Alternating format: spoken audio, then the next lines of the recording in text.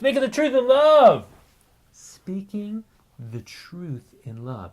Truth in love wins. Write that down. Put that on a t-shirt and give me royalties. Love Ed with Julie and Jake. In today's culture, it's not only normal to have sex on a date, even a first date, but without any date at all. If you're not sure what the big deal about that is, then this video is for you. We made this for you. It's part of our current series, Dating 101. Where we're sharing 10 fresh perspectives on dating to change your relationship life. But before we share our 9th perspective, we felt it was critical to explain the inspiration behind this one. You wouldn't be referring to the top 10 dumbest reasons to date, would you? Yes. In fact, in this episode, we'll be referring to this popular yet unwise motive for dating. Sexual intercourse. And we've already addressed sex in 24 of our Love Ed videos. But today we're going to reference a scripture we have never done so in any of those episodes. More than that, I believe this passage is probably the most overlooked scripture on sex in the entire Bible.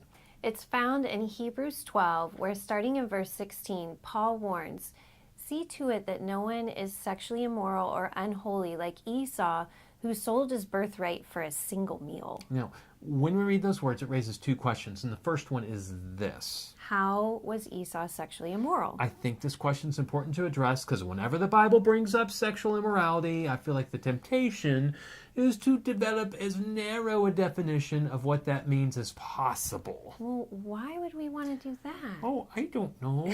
Perhaps so we could justify whatever physical engagement we would like to enjoy without feeling guilty about it. Still, I don't remember the Bible talking about Esau's sexual immorality. That is probably because it doesn't. In fact, nowhere in the Old Testament does it mention Esau's sexual immorality. Well, he did marry women who were not of the Hebrew race, and that was forbidden. But it doesn't say he actually had sex with them. I think we can safely assume they did. Indeed, Julie is correct on both counts. In fact, Esau married not one, but 2 Canaanite women, and 3 wives total, including a daughter of Ishmael. But as you already pointed out, the Bible doesn't directly address the immorality of any of that. And that's common for the biblical writers, and this is important for us to understand as we read the Bible. The authors spend very little time moralizing in the narrative portions of Scripture. They just tell it like it is. Or like it was. So from what we know about Esau, if we don't want to be sexually immoral like him, then we need to avoid polygamy or marrying non-Christians. Look at us today.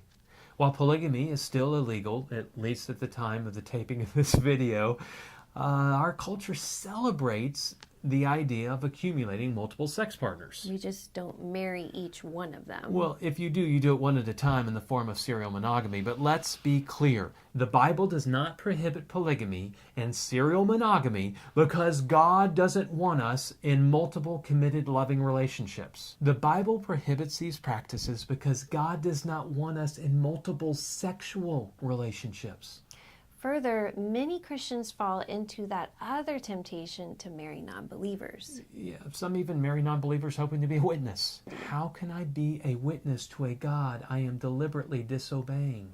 We know that what we're saying sounds old-fashioned, but all of God's law is for our good. It's for our flourishing, both as individuals and in community with others. That's why we share this unpopular teaching, to warn you against the dangers of taking sexual immorality lightly. And the consequences of treating sexual immorality lightly is precisely what we're going to address next week as we tackle this question. What does sex have to do with Esau selling his birthright? We're going to find out what this scripture has to teach us about true sexual freedom. So join us next week as we continue our Dating 101 series on Love Ed with Julie and MJ. Love Ed with Julie and MJ.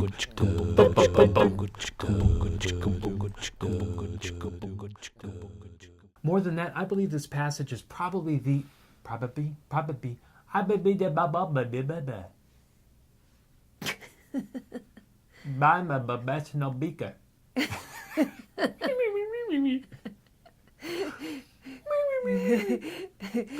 Beaker. And Dr. Honeydew. We're talking about something serious. I can't get back to the serious look. Sexual immorality.